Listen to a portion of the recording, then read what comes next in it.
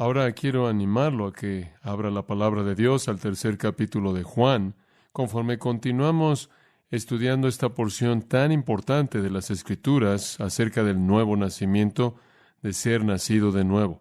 Estamos regresando a lo que es el texto definitivo en los Evangelios acerca del nuevo nacimiento. Nuestro maestro aquí no es ningún otro que el Señor Jesucristo, el Hijo de Dios. Esto claro para la mayoría de nosotros que hemos estado en la iglesia ya por un tiempo, una porción de las Escrituras muy conocida. La terminología ser nacido de nuevo es parte del lingua evangélico y lo ha sido por mucho, mucho tiempo. Pero a pesar del hecho de que es terminología conocida y se ha usado mucho y ciertamente a lo largo de toda mi vida, parece que por parte de la mayoría de la gente cristiana no se entiende lo que el nuevo nacimiento significa. No es oscuro, no es difícil entenderlo. Todo se encuentra en la analogía misma, ser nacido. Permítame leerle el pasaje, versículos 1 al 10, y después vamos a verlo una vez más. Le dije la última vez y se lo vuelvo a decir, tenemos que avanzar lentamente, porque esto es tan importante, es tan crítico.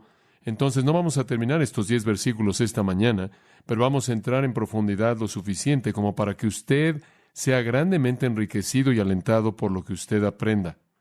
Había un hombre de los fariseos que se llamaba Nicodemo, un principal entre los judíos. Este vino a Jesús de noche y le dijo: Rabí, sabemos que has venido de Dios como maestro, porque nadie puede hacer estas señales que tú haces si no está Dios con él. Respondió Jesús y le dijo: de cierto te digo, que el que no naciere de nuevo no puede ver el reino de Dios. Nicodemo le dijo: ¿cómo puede un hombre nacer siendo viejo? ¿Puede acaso entrar por segunda vez en el vientre de su madre y nacer? Respondió Jesús: de cierto te digo, que el que no naciere de agua y del Espíritu no puede entrar en el reino de Dios. Lo que es nacido de la carne, carne es, y lo que es nacido del Espíritu, Espíritu es. No te maravilles de que te dije, os es necesario nacer de nuevo. El viento sopla de donde quiere, y oyes su sonido, mas ni sabes de dónde viene ni a dónde va. Así es todo aquel que es nacido del Espíritu. Respondió Nicodemo y le dijo: ¿cómo puede hacerse esto? Respondió Jesús y le dijo: ¿eres tú maestro de Israel y no sabes esto? Ahora, el mensaje de nuestro Señor es muy simple. El reino de Dios únicamente se entra al reino mediante nacer de nuevo. El reino de Dios es la esfera de salvación. Son aquellos que son gobernados por Dios, que tienen vida eterna y van camino al cielo. La única manera de entrar al reino de Dios es al nacer de nuevo. Esa es la única manera. Fuera de eso, nadie entra al reino de Dios. Ahora, como dije, esta es una idea común. Inclusive hablamos de cristianos nacidos de nuevo. Esto es algo muy familiar para todos nosotros. Pero no parecemos entender la esencia de esta analogía. El punto de la analogía de nuestro Señor es simplemente este. Nacer no es algo con lo que usted tiene algo que ver. Usted no tuvo nada que ver con su nacimiento físico, ni tampoco tiene usted nada que ver con su nacimiento espiritual. Nacer físicamente es algo que le pasó a usted, que está completamente fuera de su control. Y nacer espiritualmente es algo que le sucedió a usted y que está totalmente fuera de su control. En ambos casos, Dios lo creó a usted mediante sus padres. No obstante, Dios lo creó a usted. Sus padres pudieron darle a usted vida física, pero solo Dios puede crear su espíritu. Y en el sentido espiritual, nacer de nuevo es un acto de Dios mediante el cual Él lo recrea a usted. Es un nuevo nacimiento. Y ese es el punto de la analogía simple. Esto es lo que llamamos la doctrina de la regeneración. ¿Qué significa? Simplemente es un término que describe la necesidad que una persona tiene de recibir un nuevo nacimiento, una vida nueva, una naturaleza nueva, una disposición nueva, una identidad nueva, una mente nueva por parte de Dios, y esa persona no contribuye a eso. Como le dije la última vez, el nacimiento espiritual es la segunda obra de Dios en la salvación, si usted en cierta manera quiere dividirlos. La primera obra de Dios fue la elección cuando Él escribió nuestros nombres en el libro de la vida del Cordero, nos escogió antes de la fundación del mundo y nos predestinó para que fuéramos sus hijos. Ese fue el primer acto de Dios. El segundo es regenerarnos. La obra de elección se llevó a cabo en la eternidad pasada. La obra de la regeneración se lleva a cabo en la actualidad, en el presente. Ahora, entender la doctrina de la regeneración es entender la esencia de la salvación como una obra de Dios. Y ese es el punto aquí. Esta analogía es muy instructiva, muy simple, muy básica. Realmente no debe ser malinterpretada en absoluto.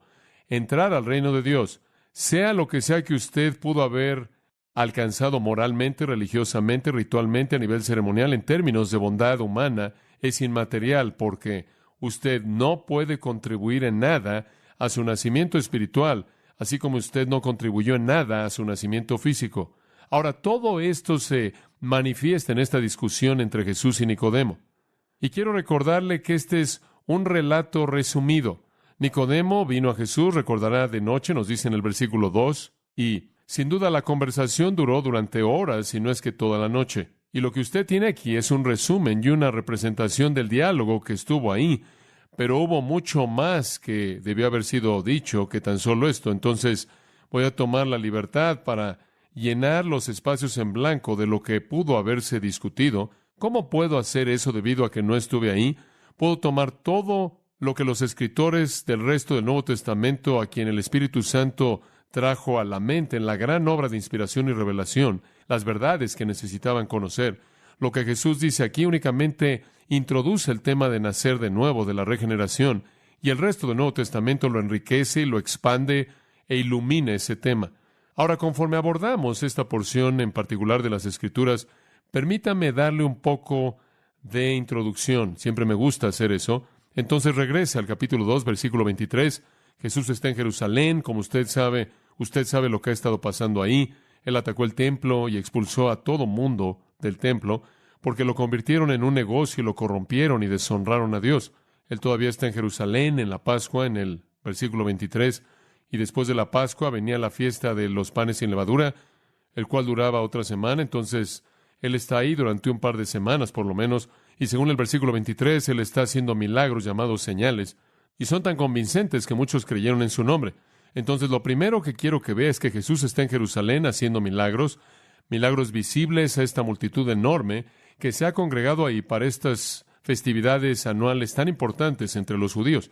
Y son tan poderosos estos milagros, y sabemos que lo serían, milagros de curación, milagros de expulsión de demonios, cosas así, porque eso es lo que caracterizó su ministerio entero de 3 años. Y ellos están creyendo en su nombre, la gente está creyendo en su nombre. No obstante, esta fe no es fe salvadora, y eso es algo claro en los siguientes 2 versículos, porque Jesús, por parte de Él, no estaba encomendándose a ellos. Y el verbo es el mismo, dice en el 23. Muchos creyeron en su nombre. El mismo verbo es usado en el 24, pero Jesús no estaba creyendo en su creencia. Él no tenía fe en su fe, en otras palabras. Él sabía que no era fe salvadora, no era fe completa, no tenía suficiente contenido. ¿Cómo supo eso Él? Porque Él conocía a todos los hombres. Él no necesitaba que nadie le diera testimonio acerca de los hombres, porque Él mismo sabía lo que estaba en el hombre. Entonces usted tiene 2 cosas en operación aquí. Usted tiene fe superficial operando, o fe inicial, o fe que comienza, y después tiene la omnisciencia de Cristo. Entonces usted tiene una descripción de la gente que está ahí, que tiene este tipo de fe no salvadora, básica, inicial, y después tiene al Señor Jesús, quien obviamente es Dios, porque solo Dios conoce cómo piensa la gente y lo que son sus pensamientos. Entonces la omnisciencia de Cristo demuestra su deidad y la condición del alma del hombre de fe superficial. Esas 2 cosas son indicadas ahí en los versículos 23 al 25. Ahora, cuando usted llega al capítulo 3, esas 2 cosas se unen. Aquí en esta ilustración usted tiene a uno de los muchos que creyeron. Son mencionados en el versículo 23, aquí hay uno de ellos. Y él habla no solo para sí mismo, sino él habla para el resto del grupo que creyeron que él sabe lo que están pensando, porque dice en el versículo 2, Rabí, sabemos.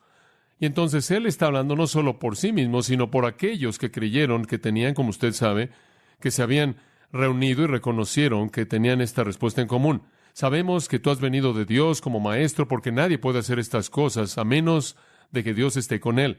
Entonces eso nos dice lo que creyeron que él era un maestro, que él había venido de Dios, él por lo menos era un profeta.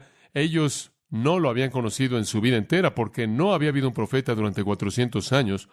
No habían habido milagros durante mucho tiempo. Usted tiene que regresar al Antiguo Testamento y encontrar milagros ahí, allá atrás, más allá de los profetas postexílicos. Entonces no estaban acostumbrados a los milagros, pero conocían la historia del Antiguo Testamento, que Dios marcó a sus profetas como Moisés y Elías por milagros. Y entonces ellos saben por lo menos que este es un profeta, un maestro de Dios, lo cual le queda corto de decir que Él es el Hijo de Dios y el Mesías y el Salvador y el Señor y demás. Esa es la razón por la que no es una fe salvadora. Entonces Él nos da lo que ellos creen. Este es un maestro de Dios y sabemos eso porque nadie puede hacer los milagros que estás haciendo. Claramente son milagros. Están diseñados de manera clara para demostrar su deidad y el poder de Dios y entonces reconocen eso. Después, cuando usted llega al versículo 3, Jesús ignora lo que Nicodemo dice y lee su mente y le dice, de cierto te digo, que el que no naciere de nuevo no puede ver el reino de Dios. Y entonces Jesús va más allá, podríamos decir, de su presentación amable inicial de rabí y confesión de lo que él creyó, y se va al fondo de su corazón. Entonces, aquí usted tiene una ilustración de la omnisciencia sobrenatural del Hijo de Dios, quien lee la mente de un hombre de manera precisa, y usted tiene una ilustración de fe superficial, así como fue indicado al final del capítulo 2. Ahora, conforme profundizamos en este capítulo, quiero dividirlo en tres partes simples. Número 1 es la preocupación del pecador, y eso se enfoca en las ansiedades en el corazón de Nicodemo, y entramos en eso la semana pasada. Y después la palabra del Salvador a Nicodemo, que trae una respuesta a esa preocupación. Y después finalmente la obra del Espíritu, lo cual se va a aparecer particularmente en el versículo 8. Pero de nuevo, regresemos aquí a la analogía del nuevo nacimiento. La salvación no es ganada por aquellos que se esfuerzan. La salvación no es ganada por aquellos que viven mejor. La salvación no es ganada por aquellos que se vuelven más morales, más religiosos, que llevan la religión a su nivel más elevado, que dejan ciertos vicios. No. El reino de Dios no es ganado por algo que una persona hace. El reino de Dios únicamente se abre a aquellos que son nacidos de nuevo, o el término de nuevo es anothen en el griego, y significa de arriba, desde arriba. A usted se le tiene que dar vida de arriba. Y eso no es algo que usted pueda hacer espiritualmente, más de lo que usted puede hacerlo físicamente. El reino de la salvación, dijimos la última vez, abre sus puertas únicamente a aquellos que abandonan todo esfuerzo humano como un medio de salvación, que dejan de tratar de ganarse su derecho de entrar al cielo y literalmente son nacidos de arriba por el poder y voluntad de Dios. Ahora regresemos al texto con eso en mente. Viendo de nuevo la preocupación del pecador, Nicodemo es presentado en el versículo 1 como un fariseo. Los fariseos eran literalmente los hipócritas, eran modelos de lo que la hipocresía era. De hecho, son condenados por Jesús en la denuncia más fuerte en las páginas del Nuevo Testamento, Mateo 23, en donde Él los llama hijos del infierno, que producen más hijos del infierno, en donde Él repetidamente los llama hipócritas y pronuncia denuncias y maldiciones en contra de ellos, una tras otra, tras otra. Mateo 23. Le dicen a la gente que hagan cosas que ellos no hacen, colocan cargas en la gente de legalismo que ellos no les ayudan a cargar.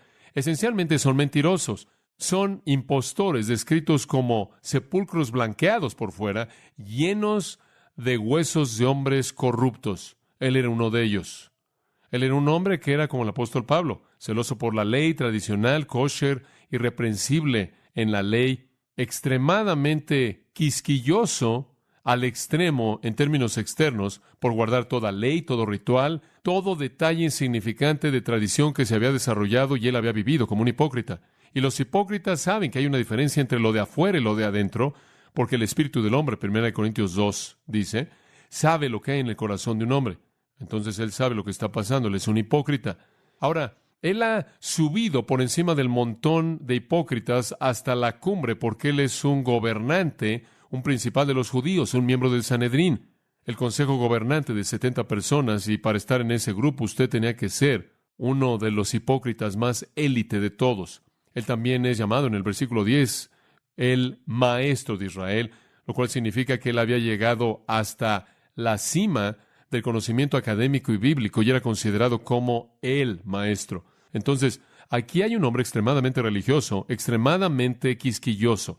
Él está en el pináculo de lo que sería llamado la nobleza judaica, farisaica. Él es la élite cuando hablamos de eso, devoto, moral, externamente siguiendo todo detalle de la ley, y a nivel interior él sabe que no está en el reino de Dios. Él no tiene certeza de que su alma eterna le pertenece a Dios. Él no tiene certeza del perdón de sus transgresiones y sus pecados, los cuales son muchos, el menor de los cuales ciertamente Es el más común de los pecados, y eso es su hipocresía. El más grande de los cuales es su rechazo del camino de salvación, el cual siempre ha sido por la fe y gracia y penitencia. Él es un hipócrita. Él no tiene relación con Dios, no tiene lugar en el reino, ni certeza del perdón, ni esperanza del cielo, y él sabe todo eso debido a que el espíritu de un hombre sabe lo que hay en un hombre. Entonces él viene a Jesús. ¿Y qué es lo que él está haciendo? Él viene de noche, él necesita algo de ayuda. Y la ayuda que él busca es saber cómo entró al reino. Y usted sabe cómo va a abordar esto. Su enfoque va a ser, no estoy en el reino, sé que no estoy en el reino, ¿qué necesito hacer? He hecho todo lo que sé hacer. He guardado toda ley que sé cómo guardar. He guardado toda ley bíblica que conozco cómo guardar. He guardado toda ley tradicional rabínica que conozco.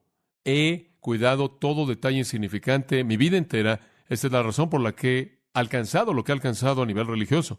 En un sentido, usted podría decir que él bien podría ser el Papa de Jerusalén. Digo, él está en la cima. ¿Qué hago? ¿A dónde voy? ¿Qué más necesito hacer? ¿Qué más necesito hacer? ¿O qué necesito quitar de mi vida? ¿Qué estoy haciendo que necesito dejar de hacer? ¿Qué es lo que no estoy haciendo que necesito hacer? Y Jesús le dice, si quieres entrar al reino, necesitas nacer de nuevo, lo cual significa nada de lo que jamás has hecho contribuye en algo. Todo lo que eres necesita estar muerto. Todo lo que has alcanzado necesita morir, está muerto.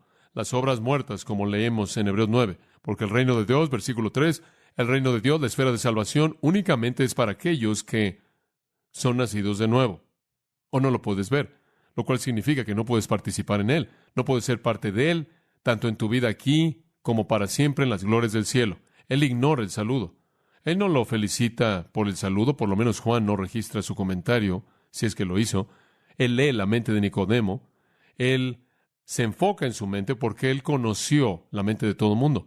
Él sabía todo lo que todo el mundo estaba pensando porque él es Dios. Y él despedaza en esa afirmación la idea de cristal emplomado de la religión. Todas las obras religiosas, todas las obras morales son inútiles, impotentes para proveer algo mediante el cual un hombre puede entrar al reino. Esta es la verdad de la regeneración. Y depende del hecho de que lo mejor que un hombre puede hacer es miserable, que todas nuestras obras morales, toda nuestra religión es inútil para satisfacer o agradar a Dios.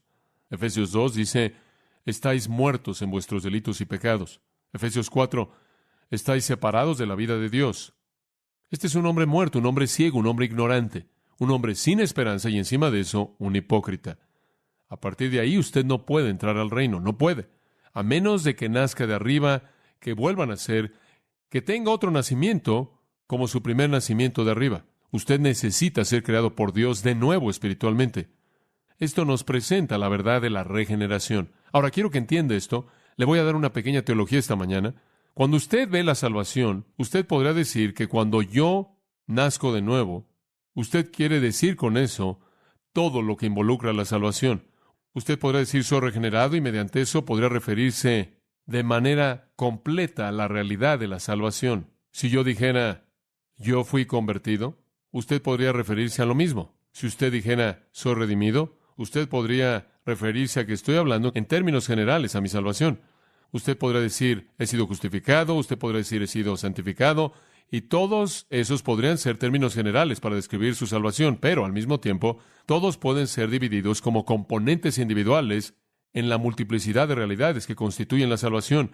La regeneración es diferente de la justificación es diferente de la santificación es diferente de la conversión es diferente de la fe, y la fe es diferente del arrepentimiento.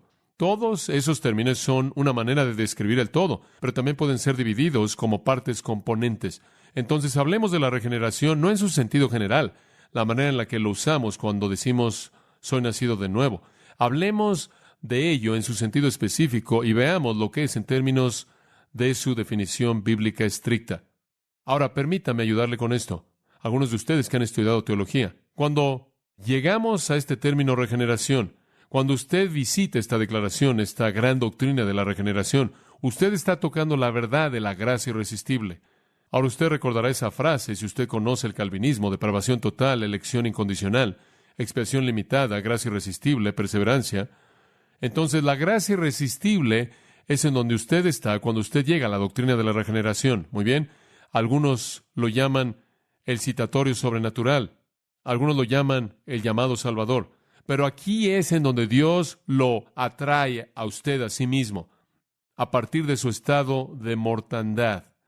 Aquí es en donde Dios lo arrastra a usted de la tumba. Esto es regeneración. Esto es lo que capacita al pecador muerto a creer, a arrepentirse, a invocar a Cristo. Esto es lo que nos capacita para venir a Cristo en fe. Ahora, el Nuevo Testamento es claro en esto y está por todos lados, y no lo voy a llevar a todos lados, pero lo voy a llevar a algún punto. 2 Corintios 5:17, si alguno está en Cristo, ¿qué? Nueva criatura es, nueva criatura, nueva criatura. Muy bien. Si alguno está en Cristo, nueva criatura es.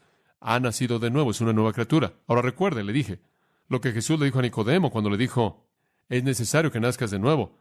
Es todo lo que has hecho en el pasado es inútil.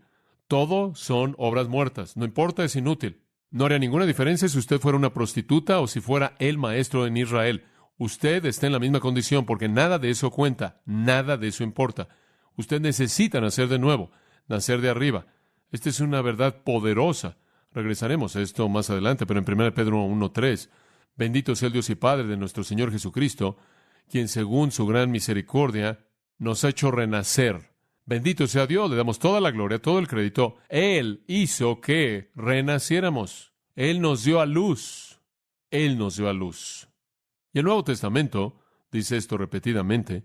Un comentario maravilloso es hecho en el capítulo 6 de Romanos por parte de Pablo, en donde dice, presentaos a Dios como aquellos que estáis vivos de entre los muertos. Presentaos vosotros mismos a Dios como aquellos que están vivos de los muertos. Efesios 2:4. Pero Dios, siendo rico en misericordia, por su gran amor con que nos amó, aun cuando estábamos muertos en nuestros delitos y pecados, nos dio vida. Es siempre Dios quien nos hace vivir, quien nos crea, quien nos da vida. Ahora, quiero dejar Nicodemo y Jesús por el momento, y quiero que vaya a Santiago capítulo 1, porque aquí es en donde voy a llenar algunos de los espacios en blanco que bien pudieron haber estado en esa conversación. Y digo eso porque están por todo el Nuevo Testamento y el Espíritu de Dios se las reveló a los otros escritores. Pero quiero que vaya a Santiago 1. Podrán haber varios lugares a los que podremos ir, pero este está condensado de manera especial. Hay mucha conversación acerca del pecado y la tentación aquí, comenzando en el versículo 13. La tentación, la maldad, Dios no tienta, versículo 14, sino que cada uno es tentado cuando de su propia concupiscencia es atraído y seducido. Sigue esto. Y la concupiscencia, cuando concibe, ¿qué? Da luz al pecado. El pecado, cuando se lleva a cabo, da luz, misma terminología, da luz, engendra la muerte. Entonces, aquí usted tiene la condición caída del hombre, simplemente la reproducción de la tentación. Él va de la tentación a la concupiscencia, al pecado, a la muerte. En contraste a eso, usted llega al versículo 17. En contraste a todas esas cosas malas, tentación, concupiscencia, pecado, muerte, toda buena dádiva, genuinamente buena, verdaderamente buena, todo don perfecto es de lo alto, del Padre de las luces. Entonces hay un cambio tremendo entre el versículo 16 y el 17. Toda buena cosa dada, toda cosa espiritualmente buena. Esto es inclusive, esto abarca todo, todo lo que es santo, todo lo que es justo, toda buena cosa, toda buena dádiva, todo don perfecto, todo regalo perfecto es de arriba. Noten el mismo término que es usado en Juan 3 para nacer de nuevo. Y todo desciende, catabaíno, desciende del Padre de las Luces. El Padre de las Luces es un título antiguo judío para Dios, porque cuando Dios comenzó su creación, Dios dijo, sea la luz. Él es el Padre de las luces. Él es el Padre de las luces. Él incluyó esa luz una vez que Él creó la luz. Él la incluyó con la luna, el sol, las estrellas, sea como estaba en el sol, que es parte de su propia identidad, o como es en la luna, conforme es reflejada. Entonces Dios es el Padre de las luces, Él es el Creador, y ese es el punto vital. Toda cosa espiritual, toda cosa santa, toda cosa justa dada, todo don, todo regalo que puede ser considerado perfecto, porque es santo y justo, es de arriba. Es anotén y desciende del Padre de las luces. Toda persona, eso lo incluye y abarca todo. Dios, quien creó soberanamente la luz, que desciende de arriba, ha dado todo don perfecto en la categoría de lo que es santo, lo que es bueno, lo que es justo. Y después este comentario interesante, y con quien en esa área no hay mudanza ni sombra de variación. Dios creó la luz, pero la luz crea sombras, ¿no es cierto? Crea variaciones. Dios creó la luz, pero no tenemos luz perfecta todo el tiempo. Tenemos luz y oscuridad. Tenemos todo desde un sol enceguecedor, refulgente, a la mitad del día, a cielos oscuros, oscuridad en la noche. Y tenemos todo entre estos dos puntos. Tenemos tiempos sombríos conforme el sol se levanta, conforme el sol se pone. Todas estas son variaciones en la luz física que Dios ha creado. Pero no hay variaciones en los dones espirituales que Él da. Ese es el punto de Santiago. Realmente un punto magnífico, porque él termina el versículo 17 al decir, en quien no hay mudanza ni sombra de variación, literalmente devolverse. Allá hay un verbo griego, aquí es un verbo muy interesante. Literalmente cuando dice sombra de variación, significa volver. La tierra que está rotando es lo que crea las sombras. El sol no va a ningún lugar, sino que la tierra está rotando y creando sombras. Pero cuando él dice que no hay mudanza, él usa un verbo paralego, del cual obtenemos la palabra paralaje. ¿Estudió eso usted en la clase de ciencias naturales? Un paralaje significa la remoción aparente, o la diferencia aparente en algo en base a la perspectiva que usted tiene de ello. Por ejemplo, si usted ve algo desde este ángulo, como las columnas en un edificio, y tienen cierta apariencia, y usted se mueve a algún otro lugar y lo ve desde ahí, tiene una apariencia diferente. Ese es un paralaje. Desde diferentes perspectivas, usted obtiene una vista diferente. Entonces, en el mundo que Dios ha creado, en la luz que Él ha creado, usted tiene todo tipo de sombras porque eso está rotando y usted tiene todo tipo de paralajes porque las perspectivas cambian todo el tiempo.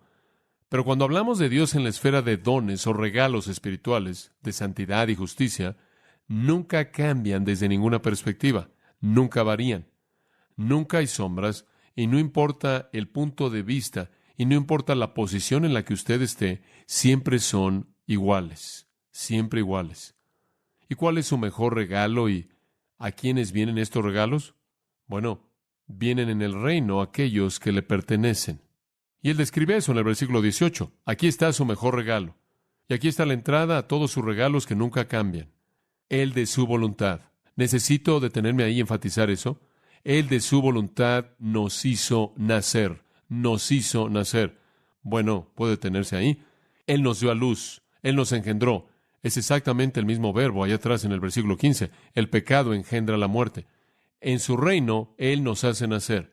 La gloria de este regalo, don divino, realmente es sorprendente. Y es el punto inicial para el resto de sus otros regalos, sus otras dádivas, para toda buena dádiva y todo don perfecto que sigue. Habiéndonos dado esto, Romanos 8 dice, ¿cómo no nos dará juntamente con Él todo en Cristo? O Efesios 2, en donde Él nos salvó para que Él nos diera las riquezas de su misericordia para siempre, por los siglos de los siglos de los siglos. Entonces debemos ver el punto inicial aquí en el versículo 18 y entender cómo es que somos engendrados por Dios en su familia y de esta manera en su reino. Entonces permítame hacer las preguntas simples. ¿Qué, quién, cómo y por qué? ¿Qué es la regeneración? Bueno, regresa al versículo 18. Él nos hizo nacer. Él nos dio a luz. Él nos engendró. Él nos dio vida. Él nos hizo vivir. Nos sacó de la muerte. La regeneración es simplemente eso.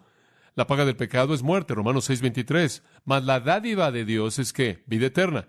El Nuevo Testamento simplemente está lleno de la revelación acerca de que Dios nos da vida. Eso es lo que significa la regeneración. Efesios 2:1. Y Él os dio vida a vosotros cuando estabais muertos en vuestros delitos y pecados. Esa es la condición de todo ser humano. Necesitamos vida, vida espiritual. Veamos cómo es que Juan trata con esto. No podemos tratar con todo el mundo, pero veamos Juan, primera de Juan 1, primera de Juan, capítulo 1, versículo 1. Juan identifica a Jesús como el verbo de vida, y la vida se manifestó. Y después él dice, la vida eterna, y nos fue manifestada. Entonces Juan ha tenido esta experiencia maravillosa de recibir vida de Dios mediante Cristo, quien es esa vida. Ahora pasa el capítulo 2 y sigamos lo que Juan tiene que decir. Capítulo 2, versículo 28, le identifica a los creyentes como hijitos. Él lo hace varias veces. Simplemente en este capítulo comienza de esa manera. En el versículo 1 habla una vez más de eso. En el versículo 12 y 13 vuelve a hablar de eso. En el versículo 18 de que somos hijos porque hemos nacido en la familia de Dios. Y después él dice en el versículo 29, si sabéis que Él es justo, sabéis también que todo el que practica justicia es engendrado por Él. Así es como Él describe lo que es ser un creyente. ¿Qué es ser un creyente? Es ser nacido de Dios, ser nacido de arriba, haber recibido vida espiritual, ser arrastrado, por así decirlo, de la tumba, ser despertado de los muertos. Capítulo 3, y por cierto, cuando usted es nacido de Dios, se manifiesta porque usted practica justicia. ¿Por qué? Porque usted es una nueva criatura. Las cosas viejas pasaron. Aquí todas son hechas nuevas. Esto es común, estándar, normal. Usted es una nueva criatura. Capítulo 3, versículo 9. Ninguno que es nacido de Dios, de nuevo, así es como Juan se refiere a lo que significa ser un cristiano. Ninguno que es nacido de Dios sigue habitualmente practicando el pecado. ¿Por qué? Porque tiene una simiente nueva de vida permaneciendo en él. Él no puede pecar porque es nacido de Dios. De nuevo, usted puede entender que Juan, quien escribió el relato de Nicodemo, entendió el punto acerca del nuevo nacimiento y se convierte el tema mediante el cual él describe la salvación en su epístola. Si usted pasa al versículo 14, en esto sabemos que hemos pasado de muerte a vida porque amamos a los hermanos. De nuevo, así es como él describe lo que significa ser salvo. Usted pasa de muerte a vida y su vida, usted es una nueva criatura, usted sigue la justicia, usted no escoge una práctica de pecado, usted ama a su hermano, el que no ama a su hermano todavía está muerto. Capítulo 4, versículo 7, amados, amémonos unos a otros, porque el amor es de Dios y todo aquel que ama es nacido de Dios. Y de nuevo, la misma terminología. Él no dice salvo, no dice justificado, él dice nacido de Dios, porque estas son las características que son inevitables en la persona que ha sido recreada. Efesios 2:10 dice, literalmente hemos sido recreados para buenas obras. Capítulo 5, versículo 4, todo lo que es nacido de Dios vence al mundo, vencemos al mundo. Esto quiere decir, ya no amamos al mundo, las cosas que están en el mundo, los deseos de la carne, los deseos de los ojos, la vanagloria de la vida. No amamos esas cosas. Hemos vencido al mundo. Versículo 12, el que tiene al Hijo tiene la vida, el que no tiene al Hijo no tiene la vida, porque la vida, versículo 11, está en su Hijo. Entonces usted puede ver simplemente por ver la maravillosa pequeña epístola de Primera de Juan, la cual muchas personas creen que en cierta manera es algo básico en la vida cristiana. Bueno, si lo es, usted comienza con la doctrina de la regeneración y usted puede declararse nacido de Dios conforme es evidenciado por el hecho de que usted es una nueva criatura de manera total y las cosas que solían ser parte de su vida ya no son las fuerzas dominantes de su vida. Usted no es perfecto, pero la dirección de su vida ha cambiado dramáticamente. Usted se mueve hacia la justicia, alejándose del pecado. Usted camina como Cristo caminó o desea andar como Cristo anduvo. Usted sigue ese camino. Usted ama a sus hermanos. Usted no tiene interés en el mundo pasajero porque a usted se le ha dado vida. Pedro lo dice de esta manera en 2 de Pedro 1:4. Usted se volvió un participante de la naturaleza divina. Usted se volvió un participante de la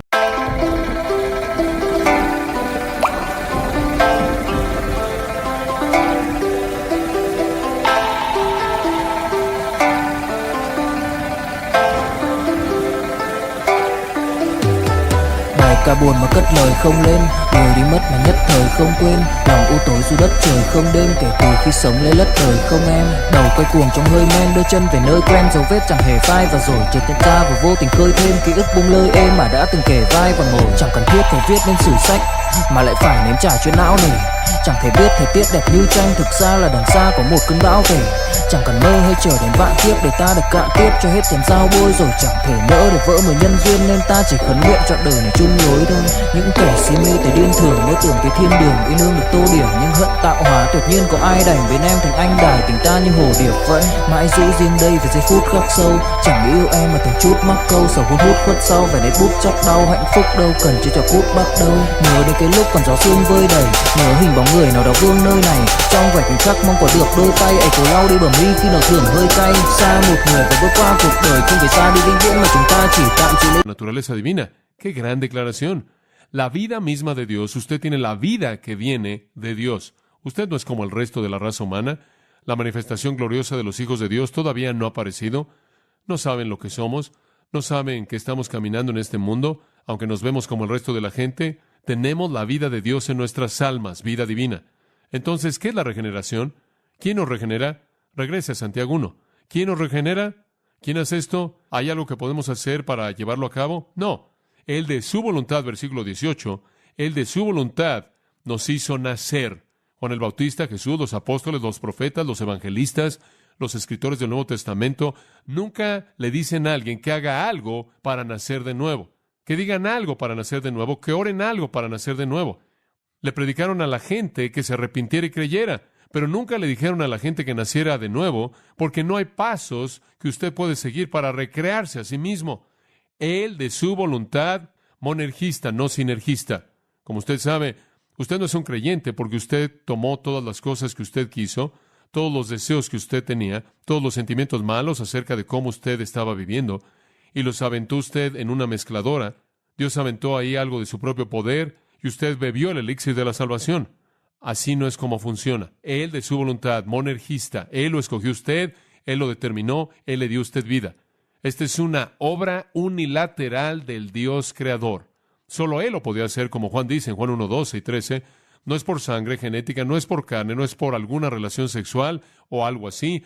No es por la voluntad del hombre, no es porque usted lo quiere, no es porque usted lo desea, sino es por Dios que usted nace. Regrese a la analogía de la luz y vea 2 Corintios 4. Si he firmado alguno de sus libros o algo así, usted puede ver que uso ese pasaje. ¿Por qué es tan importante? 2 Corintios 4, 5. Porque no nos predicamos a nosotros mismos, sino a Jesucristo como Señor y a nosotros como vuestros siervos o esclavos por causa de Jesús. Y después observa el versículo 6. Ahora hemos oído lo que Juan tuvo que decir, oímos lo que Pedro tuvo que decir, ahora oigamos lo que Pablo tiene que decir acerca de este nuevo nacimiento. Dios, porque Dios quien dijo, la luz brillará de las tinieblas, esa es una referencia a Génesis 1, Dios que dijo, sea la luz, es el que ha resplandecido en nuestros corazones para dar la iluminación del conocimiento de la gloria de Dios en la faz de Cristo. La razón por la que usted ha venido a la salvación es porque Dios soberanamente encendió la luz en usted, disipó su oscuridad, le dio vida por muerte, luz por tinieblas, vista por ceguera, verdad por ignorancia. Pablo también dice esto en Colosenses 1. Un versículo maravilloso, capítulo 1, versículo 13. Él nos libró. Él nos ha librado de la potestad de las tinieblas y nos ha trasladado al reino de su Hijo amado. Él nos tomó de la esfera de la oscuridad y la muerte y nos metió al reino de su amado Hijo. Esta es una obra de Dios. Colosenses 2, versículo 13. Cuando estabais muertos en vuestras transgresiones y en la incircuncisión de vuestra carne, Él os dio vida. Él os dio vida habiendo perdonado todas vuestras transgresiones. De nuevo, el testimonio de las Escrituras es que esta es una obra de Dios. La regeneración es recreación, nueva vida. Ser nacido de nuevo. Viene de arriba, solo Dios lo puede hacer.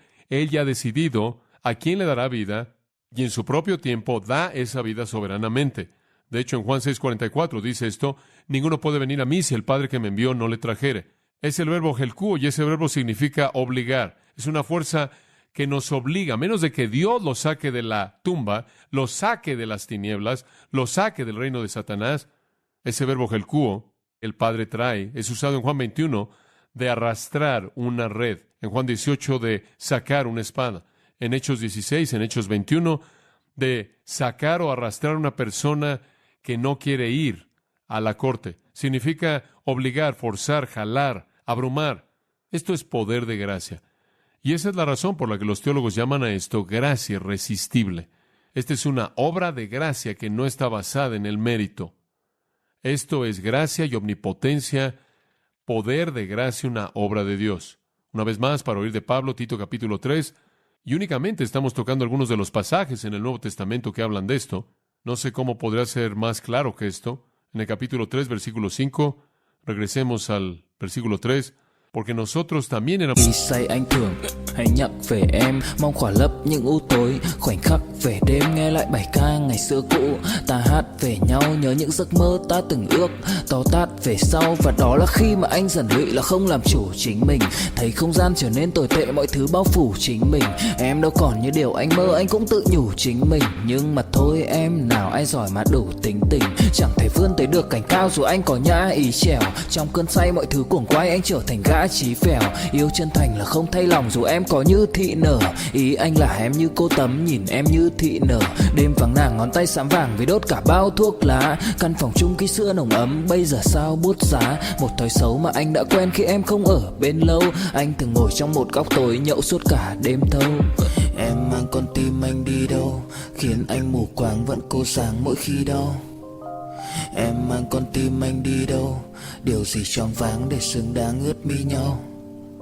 Em mang con tim anh đi đâu, khiến anh mù. Somos insensatos, desobedientes, engañados, esclavos a diferentes concupiscencias y placeres, pasando nuestra vida en caquilla, esto es maldad general, siendo envidiosos, aborrecibles y aborreciéndonos unos a otros. Eso éramos nosotros. Pero cuando la bondad de Dios nuestro Salvador y su amor hacia la humanidad apareció, Él nos salvó. Él nos salvó. Sigue esto. No en base a obras que hubiésemos hecho en justicia, sino según su misericordia, mediante el lavamiento ¿de qué? De la regeneración. La regeneración es un nacimiento que borra, que lava todas nuestras transgresiones y nos renueva en el Espíritu Santo. Él nos salvó. ¿Sabe una cosa? Usted no contribuyó más a su regeneración de lo que Lázaro contribuyó a su resurrección. Lázaro estaba muerto, varios días muerto, ya apestaba como muerto, un cadáver con vendas, y Jesús vino y dijo, Lázaro, ven fuera. Él no hizo contribución alguna, y yo tampoco, y tampoco puede usted. Jesús le dice a Nicodemo, Nicodemo, tu problema no es que hay unas cuantas cosas que todavía necesitas hacer. Tu problema no es que hay unas pocas cosas que necesitas dejar de hacer. Tu problema no es nada que jamás has hecho o no has hecho, y tiene algo que ver con esto. Necesitas que todo esto se quede en la tumba y tú necesitas ser recreado desde el cielo. Entonces dice usted, bueno, ¿cómo? ¿Qué hago? Quiero eso. ¿Cómo es que eso sucede? Bueno, respondamos entonces a la pregunta, ¿cómo? ¿Qué? Nuevo nacimiento, nueva vida. ¿Quién? Dios, de su propia voluntad. Regrese ahora a Santiago. Seguimos rebotando en Santiago, esa es nuestra base. Sigue esto. Él de su voluntad nos hizo nacer, y aquí viene, por la palabra de verdad, por la palabra de verdad. ¿Qué es eso? El Evangelio, el Evangelio. La fe viene por el oír. El arrepentimiento y la fe vienen mediante oír el mensaje acerca de Cristo. Romanos 10. ¿Cómo oirán sin un predicador? Porque todo aquel que invocar el nombre del Señor será salvo. Todo aquel que invoca será salvo. ¿Cómo invocarán en aquel de quien no han oído? ¿Cómo oirán sin un predicador? ¿Cómo tendrán un predicador a menos de que alguien sea enviado? Entonces, vamos y predicamos, porque la regeneración se lleva a cabo mediante la palabra de verdad. No sucede en un vacío. Los teólogos a lo largo de los siglos han dicho, la regeneración puede suceder días, meses antes de la salvación. No lo creo. Digo, ¿alguien de hecho puede creer que usted puede ser regenerado pero no salvo? No, usted tiene que entender esto. La regeneración es un elemento de la salvación. La justificación es un elemento de la salvación. La redención es un elemento de la salvación. La santificación es un elemento de la salvación. Y todo esto sucede en un milagro instantáneo. Y otras dos cosas siempre están ahí, arrepentimiento y fe. Solo estamos identificándolas en términos de lo que es llamado el ordo salutis, separándolas desde la perspectiva de que una lleva a la otra. No puede haber arrepentimiento, no puede haber fe, no puede alguien entregarse a Cristo hasta que el corazón ha sido recreado. Entonces, ¿cuánto tiempo antes sucede eso? No lo sé. ¿En una especie de milésima de segundo divina celestial? Digámoslo de esta manera. Usted no puede ser regenerado fuera de oír la palabra de verdad. No sucede semanas antes, meses antes, en el poder inmenso de Dios. Él lleva a cabo su obra para regenerar al oír la palabra. Él da el regalo del arrepentimiento, Él da el regalo de la fe, Él justifica, Él redime, Él santifica. Y todo es un milagro de un momento. Pero entiende esto, la fe no produce regeneración, el arrepentimiento no produce regeneración. Esa regeneración viene en primer lugar y únicamente cuando usted recibe vida y entonces puede arrepentirse y creer. Y eso solo viene con la palabra de Dios. Escuche 1 Pedro 1:23. Siendo renacidos, Pedro escribe, siendo renacidos no de simiente corruptible, sino de incorruptible, entonces han renacido para vida eterna, usted no perecerá, mediante la palabra de Dios que vive y permanece para siempre. Esta es la palabra que por el Evangelio os ha sido predicada, dice Pedro.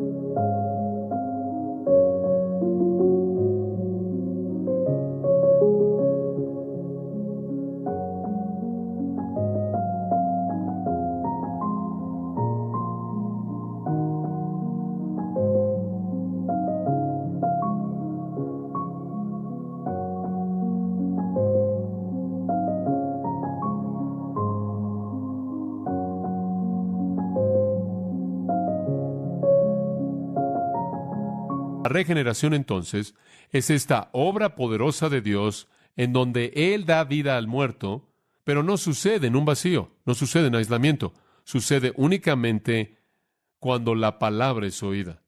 Ahora regresa a Santiago 1, un punto final en Santiago 1, y ese es el por qué. ¿Por qué? El qué de la regeneración, vida nueva. El quién de la regeneración, Dios. El de su voluntad. El cómo de la regeneración, mediante oír y creer la palabra, lo cual es parte de la obra regeneradora de Dios al capacitarnos a hacer eso. ¿Y por qué? ¿Por qué es que Dios regenera? Al final del versículo 18, para que seamos, ¿para qué es eis con einai?